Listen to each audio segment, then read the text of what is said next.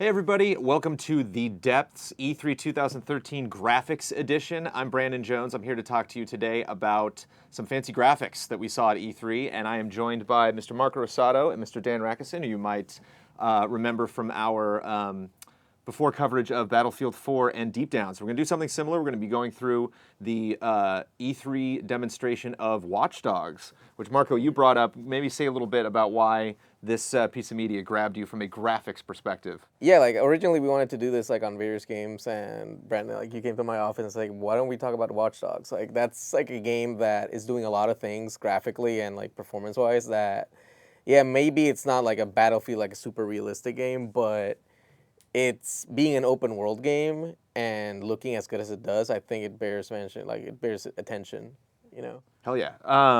Yeah, it's interesting compared to the other games, especially next gen, that it's kind of like a weird cross-gen game. We don't necessarily know what, we're probably looking at PC footage, but yeah, so we're going to be looking at more games this week other than this, but we decided to kick it off with Watch Dogs, so let's start the trailer and go through it and talk about what we're looking at.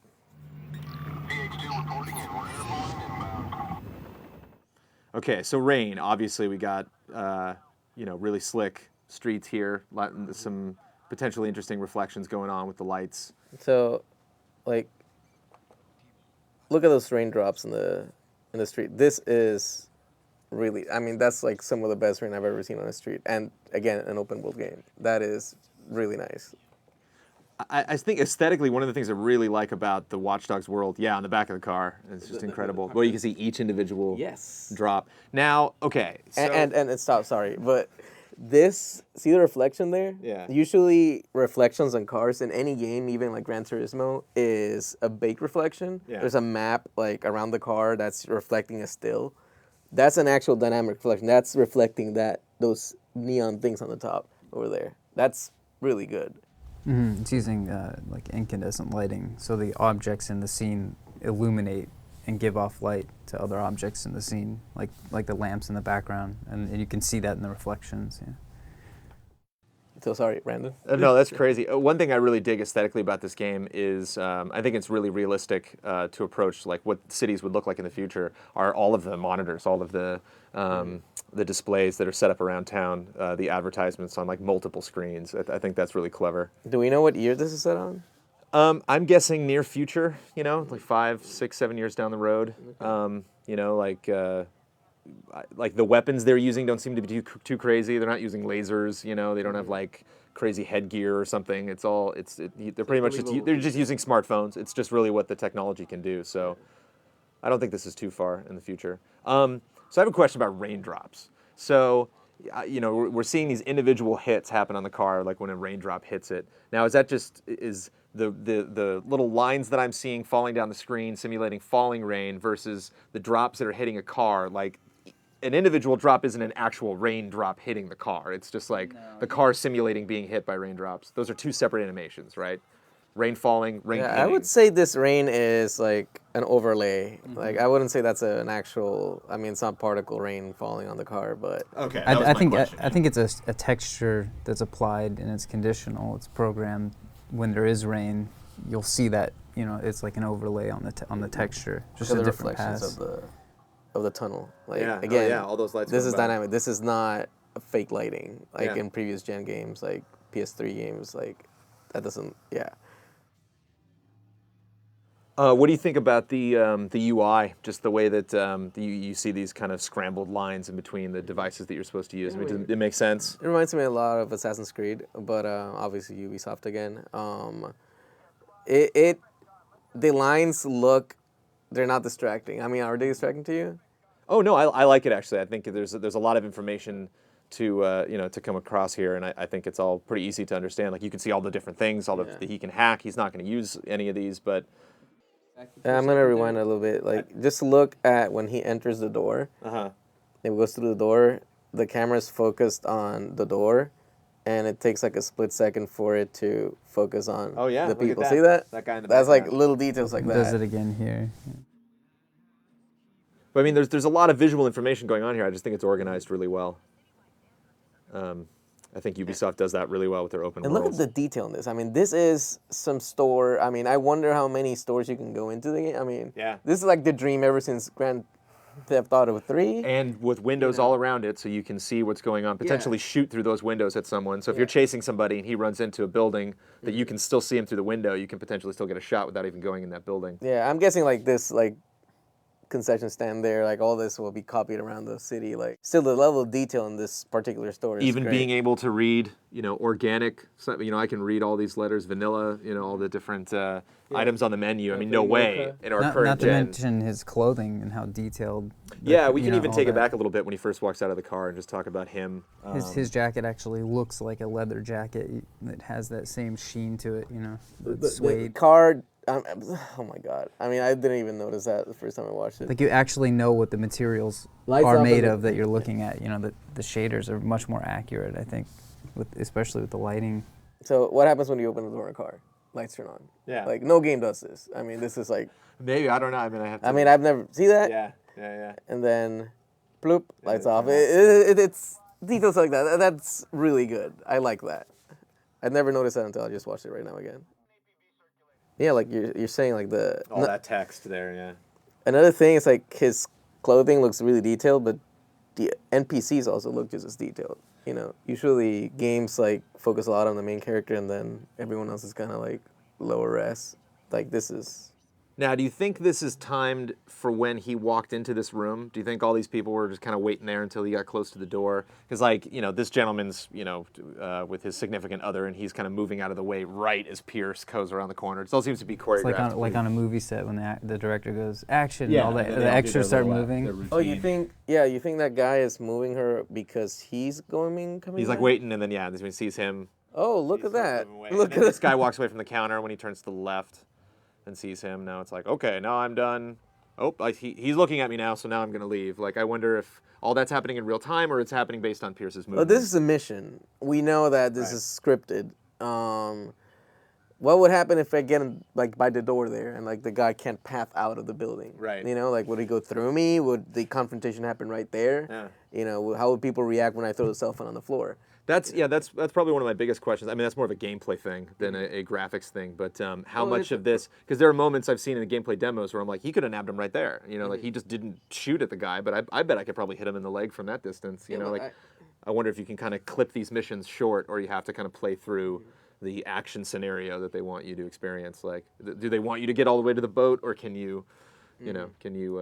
Finish it up sooner than that? But like performance-wise, it's scripting something like this. Yeah. While running like the simulation of it, like those people in the background talking. Like, what if I run to that guy and punch him? Right. Like, I mean, and you can attack people. Yeah. I mean, we know that. Like, would that girl like scream? Would she like just stand there like an automaton, like in some current gen games? I mean, you've seen that like in Grand Theft Auto. Like, you punch someone that. Two people are talking, and then you punch the guy that's talking to the person. The other person just stands there like, okay, let me just go back to the store. I'll have to talk to someone else now. Yeah. We got the TV in the background. Also, we can maybe rewind it before, while Pierce is walking through here, just to point out that I think there's about a dozen people, maybe 12, 13, 14, completely different people in this one environment.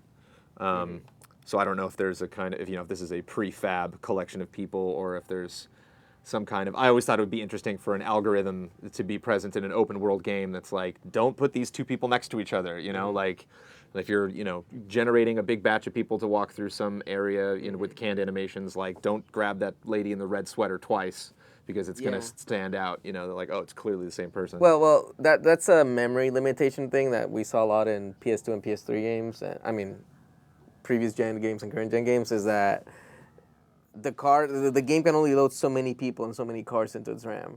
Right. So what it does is like, in GTA you get into a sports car that you've never seen before, and then as you're riding it, that sports car's everywhere. That's how you get cars, yeah. If I ever get, well, it's interesting. I think that's kind of a favor to a player in GTA, because if you dig a certain car and you get dinged, like there's a chance you could get another one because for some reason they start spawning around you. But that's a memory limitation. I never really. It's because it has like a garage of 5 cars at any given time loaded on the game. Wow. So 5 or 10, I don't know the exact number, but it's not necessarily the paint jobs, but the model, the car model. The model, yeah, like Banshee is everywhere now in Liberty City, for example.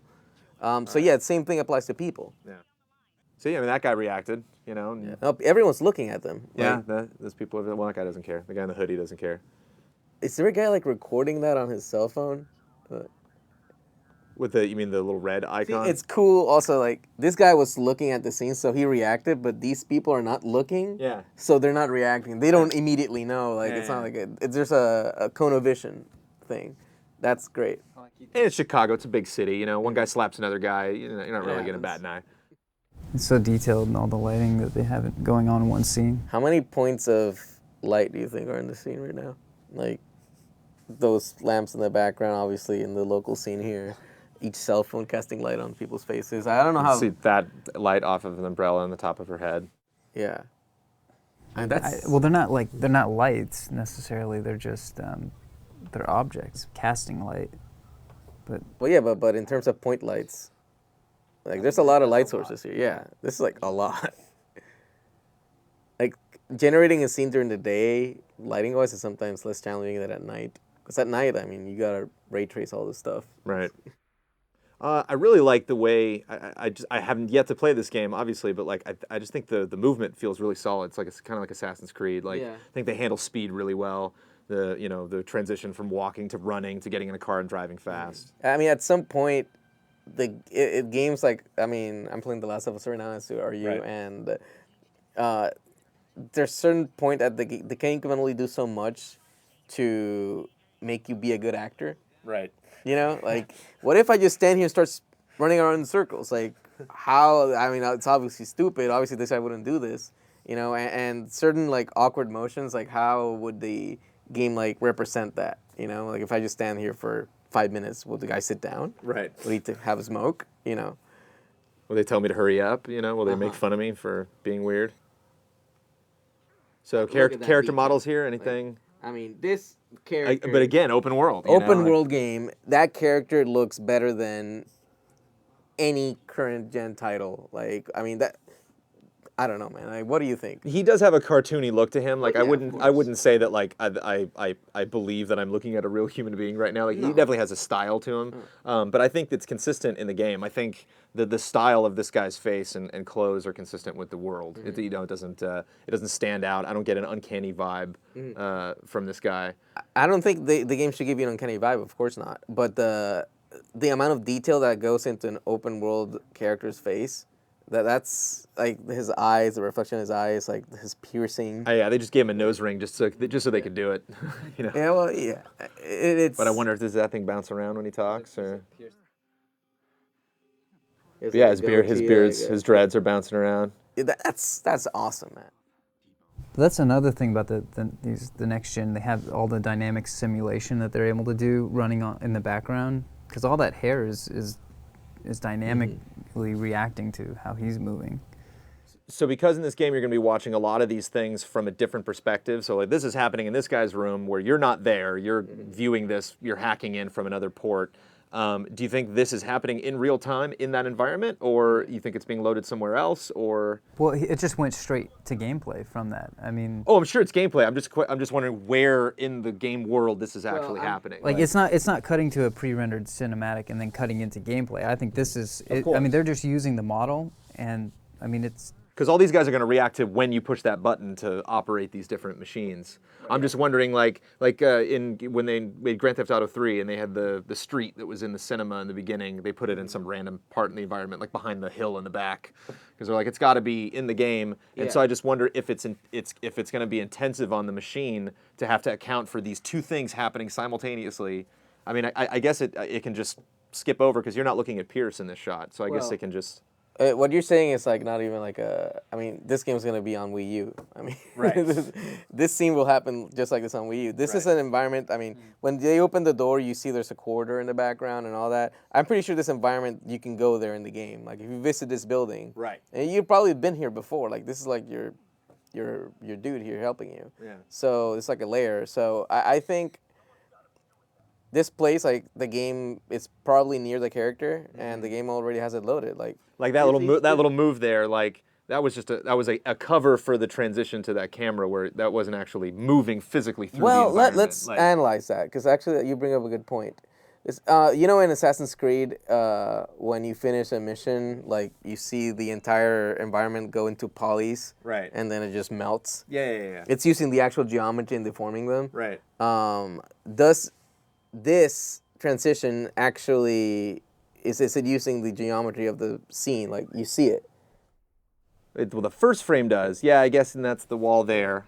I guess what I don't know what this would be. But it does make sense within the trees.